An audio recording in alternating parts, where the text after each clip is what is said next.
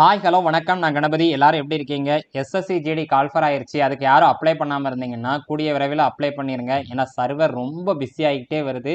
கடைசி நேரத்தில் அப்ளை பண்ணணும்னு மட்டும் நினைக்காதீங்க. தயவு செஞ்சு கூடிய விரைவில் அப்ளை பண்ணிடுங்க. எஸ்எஸ்சி ஜிடியை பொறுத்த வரைக்கும் ஒன் வேர்ட் சப்ஸ்டியூஷன்லேருந்து ஒரு கொஷின் வரைக்கும் கேட்கலாம் அப்படிங்கிறது எதிர்பார்ப்பு. ஏன்னா ஒக்காபுலரியில் போன முறை ஒன் வேர்ட் சப்ஸ்டியூஷன்லேருந்து பெரும்பாலும் கேட்கல. ஆனால் அதுக்காண்டி கேட்கவே மாட்டாங்களான்னு சொல்ல முடியாது. ஸோ கேட்கறதுக்கான வாய்ப்பு இருக்குது. அப்படிங்கிறதுனால இந்த கிளாஸஸ்லாம் நம்ம தெரிஞ்சுக்கலாம்.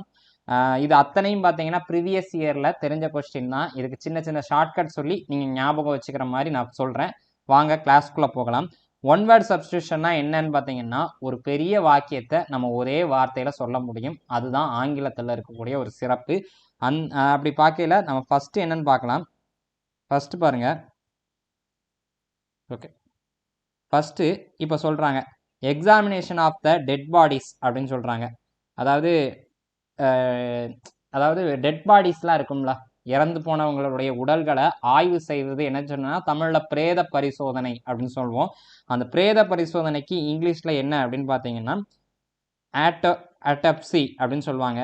இதை வந்து எனக்கு நான் ஃபஸ்ட்டு படிக்கும்போது வித்தியாசமாக இருந்துச்சு. இது எப்படிடா ஞாபகம் வச்சுக்க போகிறோம் ஆட்டப்சி அப்படிங்கும்போது நிறைய படங்களில் பார்க்குறேன்.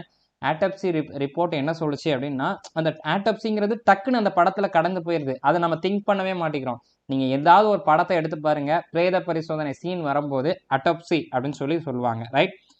மிச்சம் இருக்கக்கூடிய ஆப்ஷன் நம்ம என்னன்னு அப்படிங்கிறத தெரிஞ்சுக்கலாம். பார்க்கலாம் வாங்க. மேனவோர் அப்படின்னு சொல்லியிருக்காங்களா? மேனவோர் அப்படின்னா சூழ்ச்சி அப்படின்னு அர்த்தமாயிரும். ரைட்டா? இதை நான் எப்படி ஞாபகம் வச்சுருக்கேன்னா மனோ அப்படின்னு தெரியுதா உங்களுக்கு? மனோ அப்படிங்கிறதுனா மனோன்னு எனக்கு தெரிஞ்சவர் ஒருத்தர் இருந்தார். அவர் வந்து எப்போ சூழ்ச்சி செய்வார் அப்படிங்கிறது ஒரு அந்த புத்தியிலே இருப்பார். ஓகே, ஸோ மேனவோர் அப்படின்னு சொல்லி படிச்சுக்கிட்டேன். அடுத்து என்னன்னு பார்த்தீங்கன்னா இன்எரட்டிகபிள் அப்படின்னு சொல்லியிருக்காங்க. இன்எரட்டிகபிள் அப்படின்னு சொல்லியிருக்காங்க. இங்கே பாருங்க, அப்படின்னா எரைசர் அப்படிங்க வச்சுங்க. எரைசரை வச்சு அழிச்சிடலாம். அந்த அந்த இதுக்கு முன்னாடி அப்படின்னு வந்துருச்சுன்னா அதுக்கு ஆப்போசிட்டான விஷயம். புரியுதுங்களா உங்களுக்கு? அப்படிங்கும்போது எரைசர் ஞாபகம் வச்சுங்க. எரைசரை வச்சு அழிக்கலாம். அப்போ அதுக்கு முன்னாடி வந்துருச்சுன்னா அந்த பொருளுக்கு ஆப்போசிட். அப்போ என்னன்னு பார்த்தீங்கன்னா அழிக்கவே முடியாத அப்படின்னு சொல்லி அந்த மாதிரி அர்த்தமாயிரும். ஓகே, அப்போ அழிக்கவே முடியாத அப்படிங்கிறது தான் கரெக்டு.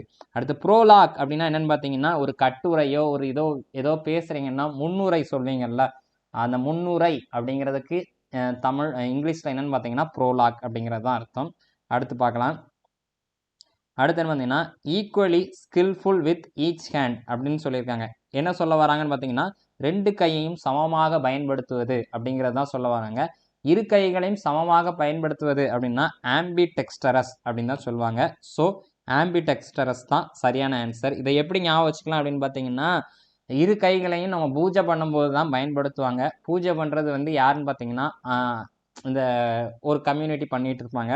ஸோ அவங்கள அம்பி அப்படின்னு சொல்லி கூப்பிடுவாங்களா? ஸோ அதை வச்சு நான் லிங்க் பண்ணிக்கிட்டேன். அந்நியன் படத்தில் கூட அம்பி அப்படின்னு சொல்லுவாங்கல்ல, ஸோ அதை லிங்க் பண்ணி வச்சுக்கிட்டேன். அப்டிகேஷன் அப்படின்னா என்னன்னு பார்த்தீங்கன்னா துரத்தல் அப்படின்னு அர்த்தமாயிடும். ஏதாவது ஒரு விஷயத்த இப்போ ஒரு பதவியை துரத்துட்டு நீங்கள் போகிறீங்க, விட்டு கொடுத்துட்டு போகிறீங்க அப்படின்னா அப்டிகேஷன் அப்படிங்கிறது அர்த்தம். அக்வாட்டிக் அப்படின்னா நீர்வாழ் உயிரினங்கள் அப்படின்னு சொல்லுவாங்க. இப்போ நீங்கள் பியூரிஃபையர்லாம் வாங்குவீங்களா, அக்வாட்டிக் அப்படின்னு சொன்னாங்கன்னா நீர் சம்மந்தப்பட்ட விஷயம். ஸோ நீர்வாழ் அப்படிங்கிறது தான் அர்த்தம். ஃபேபுள் அப்படின்னா நீதி கதைகள், ஒரு நீதியை சொல்லக்கூடிய ஒரு விஷயமா இருக்கும். ஒரு கதையை சொல்லி முடிக்கும் போது இதுலேருந்து நம்ம இதை தெரிஞ்சுக்கலாம் அப்படின்னு சொல்லுவாங்களா, ஸோ அதுதான் ஃபேபுள். அடுத்து என்னன்னு பார்த்தீங்கன்னா டு பி பர்ஃபெக்ட் எக்ஸாம்பிள் அப்படின்னு சொல்லுவாங்க. இது என்னன்னு பார்த்தீங்கன்னா இதுக்கான ஆன்சர் எபிட்டோமிஸ் அப்படிங்கிறது தான். இதை நான் எப்படி ஞாபகம் வச்சுக்கிட்டேன் அப்படின்னா எங்கள் கூட என் ஃப்ரெண்டு வந்து எபி அப்படின்னு ஒருத்தன் படித்தான். அவன் பார்த்தீங்கன்னா அவனோட காரியத்தில் கரெக்டாக இருப்பான். இந்த நேரத்தை விளையாடணுமா, இந்த நேரத்துக்கு விளையாடணுமா, படிக்க வேண்டிய நேரத்தில் கரெக்டாக படிச்சிருவான்.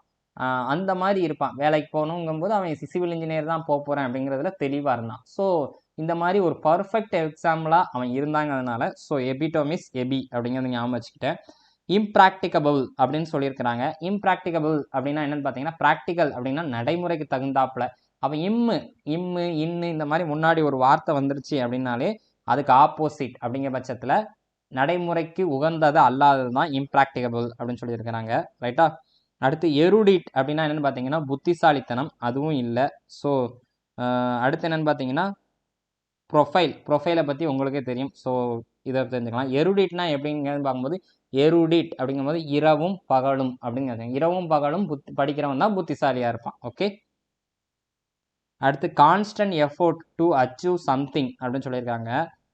கான்ஸ்டன்ட் அப்படின்னா மாறாத ஒரு எஃபோர்ட்டு, ஒரு உழைப்பை போட்டுக்கிட்டே இருக்கிறான் ஒரு விஷயத்தை அடையிற வரைக்கும். அதை தான் என்ன சொல்லுவாங்கன்னு பார்த்தீங்கன்னா விடாமுயற்சி அப்படின்னு சொல்லுவாங்க. விடாமுயற்சிக்கு ஆங்கிலத்தில் பார்த்தீங்களா எவ்வளோ அழகான டெஃபனிஷன் இருக்குது. Constant effort to achieve something, ஒரு மாறாத ஒரு எஃபோர்ட் போட்டு, மாற்றமே இல்லாத ஒரு எஃபோர்ட் போட்டு ஒரு விஷயத்தை அடையிறது தான் பெர்சவரன்ஸ் அப்படின்னு சொல்லுவாங்க. பிளாஸ்பமி அப்படிங்கிறது என்னன்னு பார்த்தீங்கன்னா இந்த பழிச்சொல் அப்படின்னு சொல்லுவாங்கல்ல, குற்றம் சாட்டுவது, அது அந்த மாதிரி ஆகிடும். ஜீனியஸ் உங்களுக்கு தெரியும், புத்திசாலி அப்படிங்கிறது. ஓகே. விஸ்பர் அப்படிங்கும்போது எல்லாருக்கும் விஸ்பர் அப்படிங்கும்போது ஆடை பற்றி தான் ஞாபகம் வரும். விஸ்பர்னா என்னன்னு பார்த்தீங்கன்னா காதுகளில் போய் சொல்கிறது, ரகசியம் பேசுவதை தான் விஸ்பர் அப்படின்னு சொல்லுவாங்க. இப்போ தெரியும் அந்த ஆடு எதுக்காண்டி உங்களுக்கு எடுத்தாங்கங்கிறது உங்களுக்கு புரிஞ்சிருக்கும். சரியா? விஸ்பர் அப்படிங்கிறது ரகசியம் பேசுவது, அதுவும் காதுகளில். A person who is qualified to prepare and sell drugs அப்படின்னு சொல்லியிருக்காங்க.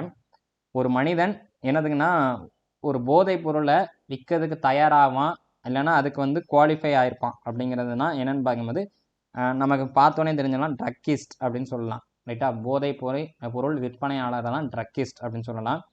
அடுத்து இன்க்ரெடுலஸ் அப்படிங்கிறதுனா என்னன்னு பார்க்கும்போது இன்க்ரெடுலஸ் அப்படிங்கிறது கிரெடியபிள் அப்படின்னு சொல்லுவாங்க. நம்பக்கூடிய அப்படின்னு இருக்கும். அப்போ அதுக்கு முன்னாடி வந்திருக்கு, நம்பவே முடியாத அப்படிங்கிறது தான் அர்த்தமாயிரும். இன்ஹெரிட்டன்ஸ் அப்படின்னா என்னன்னு பார்த்தீங்கன்னா பரம்பரை அப்படின்னு அர்த்தம். சார்பேட்டா பரம்பரையை நீங்கள் இனிமேல் இன்ஹெரிட்டன்ஸ், சார்பேட்டா இன்ஹெரிட்டன்ஸ் அப்படின்னு சொல்லி பழகுங்க, உங்களுக்கு ஞாபகம் இருக்கும். பர்க்லர் அப்படின்னா திருடன் அர்த்தம். Okay. Give something to make up somebody's loss, அதாவது ஒருத்தருடைய இழப்புக்கு ஏதாவது ஒன்றை கொடுப்பது அப்படிங்கிறது என்னன்னு பார்த்தீங்கன்னா நஷ்ட ஈடு, இழப்பீடு அப்படின்னு சொல்லுவோம்ல, அதுதான். ஸோ அதை சொல்லக்கூடிய விஷயம் என்னன்னு பார்த்தீங்கன்னா காம்பன்சேஷன் அப்படின்னு சொல்லுவாங்கல்ல. ஸோ காம்பன்சேட் அப்படிங்கிறது தான். இதை நம்ம கோ படத்தில் கூட பார்க்கலாம். கோ படத்தில் ஒரு அரசியல்வாதியை பற்றி தப்பாக நியூஸ் பண்ணிட்டோன்னு சொல்லிட்டு அவர் ஆஃபீஸ்க்கே மிரட்டுவார். ஸோ 100 கோடிக்கு காம்பன்சேஷன் டிஃபர்மேஷன் ஃபைல் பண்ணி காம்பன்சேஷன் கேட்கவா அப்படின்னு சொல்லி கேட்பாங்க அந்த வக்கீல். ஸோ காம்பன்சேஷன் அப்படின்னா இழப்பீடு கேட்கறது அப்படிங்கிறது. ஸோ இதுதான் கரெக்டான ஆன்சர். அனிமேட் அப்படிங்கிறது தெரியும், ஒரு விஷயத்த பொம்மை வடிவில் காட்டுறது தான் அனிமேட். அது கோல்ட் அப்படின்னா கழுதை, ரீவொகேஷன் அப்படின்னா திரும்ப பெறுதல் அப்படின்னு அர்த்தமாயிரும். அடுத்து ஃபால்ஸ் ஆர் மிஸ்டேக்கன் பிலீஃப் அப்படின்னு சொல்லியிருக்கிறாங்க. என்னன்னு பார்த்தீங்கன்னா தப்பாக ஒரு விஷயத்த நம்புறது, அதுதான் என்னன்னு பார்த்தீங்கன்னா என்னன்னு கேட்டிருக்காங்க. அது என்ன அப்படின்னு பார்த்தீங்கன்னா இம்பியூடன் அப்படின்னு சொல்லுவாங்க. இம்பியூடன், அதுதான் கரெக்ட். ஓகே. ஒரு தவறுதலாக ஒரு விஷயத்தை நம்புறது அப்படிங்கிறது தான் இம்பியூடன். கேலரி அப்படிங்கிறத நம்ம ஃபோன்லேயே பார்த்துருக்கோம். ஆக்சுவலாக கேலரிக்கு என்ன மீனிங்னு பார்த்தீங்கன்னா கலை காட்சி கூடம் அப்படிங்கிறது தான் அர்த்தமாயிருக்கும். அப்போ நம்ம ஃபோனில் இவ்வளோ நாள் கேலரின்னு இருக்குது, கேலரியில் என்ன இருக்கும், நம்மளுடைய ஃபோட்டோஸ், வீடியோஸ் எல்லாமே இருக்கும்ல. ஸோ கலை காட்சி கூடம் அப்படிங்கிறது தான் கேலரி. அதுக்கப்புறம் ஃபேலசி தெரியும், என்னென்னா ஏதோ தவறு பண்ணிட்டேன். ஃபால்ஸ் அண்ட் மிஸ்டேக்கன் பிலீஃப் அப்படிங்கிறது தான் என்னன்னு பார்த்தீங்கன்னா ஃபேலசி. ஃபால்ஸ் அப்படிங்கிறது தான், இதுதான் சரியான ஆன்சர். இது கிடையாது. ஓகே. இம்பியூடன் கிடையாது. ஓகே. இம்பியூடன் என்னங்கிறது உங்களுக்கு ஆன்சர் தெரிஞ்சுன்னா சொல்லுங்கள். சர்க்கம்ஸ்டன்ஷியல் அப்படின்னா சுற்றி வளர்ச்சி பேசுவது அப்படிங்கிறது தான் அர்த்தம். சர்க்கம்ஸ்டன்ஸ் அப்படின்னு நீங்கள் படிப்போம்ல, என்னென்னு பார்த்தீங்கன்னா சுற்றளவு அப்படின்னு வட்டத்தின் சுற்றளவுக்கு வரும்.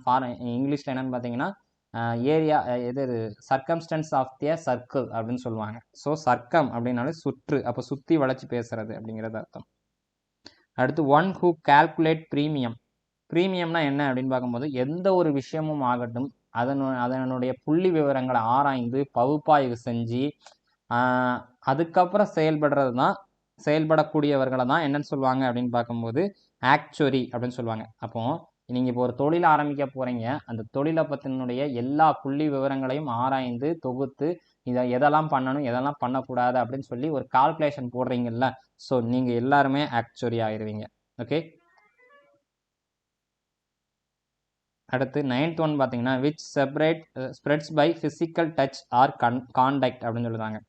ஸ்ப்ரெட்டு அப்படின்னாலே பரவுறது அப்படின்னு அர்த்தம். ஃபிசிக்கல் டச் அப்படிங்கும்போது யாரையோ ஒருத்தரை நம்ம தொடும்போது அதன் மூலமாக பரவுது அப்படின்னா தொற்று நோய் அப்படிங்கிறது தான் நமக்கு தெரிய வருது. ரைட்டா? நம்ம எல்லாருமே WWE பார்த்துருப்போம். அதில் டேக் டீம் சாம்பியன்ஷிப் மேட்ச் அப்படின்னு சொல்லி வரும். Tag team. அப்போ டேக் அப்படிங்கும்போது என்னன்னா 2 பேர் டீமாக இருப்பாங்க, இங்கே 2 பேர் டீமாக இருப்பாங்க. 2 பேர் சண்டை போட்டுட்டு இருக்கும்போது இவரால் முடியல அப்படின்னா அவருக்கு டேக் கையில் பாஸ் கொடுத்துருவார். பாஸ் கொடுத்துட்டாங்கன்னா இவர் வருவார். அப்போது அந்த டச்சை தான் டேக் அப்படின்னு சொல்கிறாங்க. ஸோ கண்டாகியஸ் இந்த இருக்குது பார்த்தீங்களா, டேக் வந்துருச்சா? அப்போ டச்சை தான் டேக். அப்போ ஃபிசிக்கல் டச் அப்படிங்கிறது இதை வச்சு எலிமினேட் பண்ணிடலாம். இதுதான் கரெக்டான விஷயம்.